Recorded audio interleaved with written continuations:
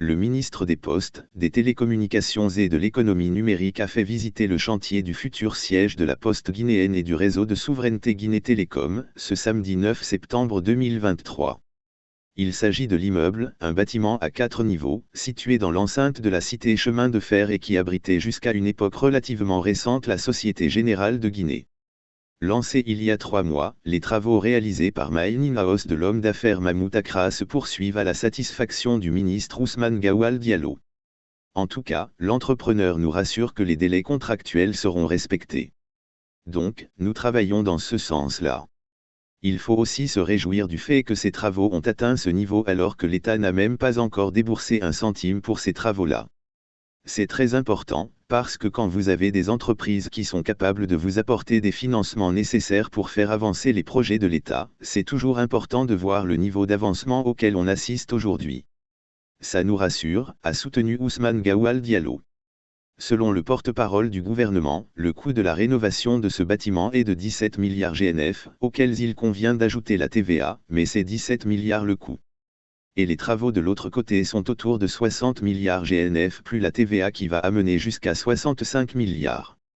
Donc, ce sont des chantiers différents, a-t-il clarifié. Au regard du nombre de bureaux qui s'y trouvent et qui font un total de 65, ceux-ci pourront servir la société Guinée Télécom, la Poste guinéenne et même le ministère qui se trouve en location chez la RPT.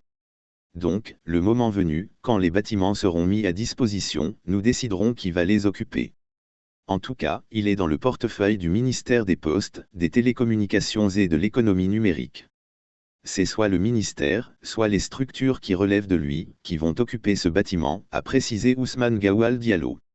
Réagissant aux propos selon lesquels il s'agit d'un contrat de gré accent grave gré qui a été attribué à la société réalisatrice des travaux, le porte-parole du gouvernement le concède aux détracteurs, même si par ailleurs il a tenté de les recadrer en ces termes. Les spéculations, c'est le propre des hommes. Alors, on va les suivre. Le gré à gré, c'est une attribution normale, une procédure normale. Ceux qui y voient dedans des explications alambiquées, c'est leur droit. Mais tout ce qui est admis par le processus de marché public, c'est ce que nous faisons. L'entreprise retenue pour l'exécution des travaux n'est autre que Mining House, a-t-il dit.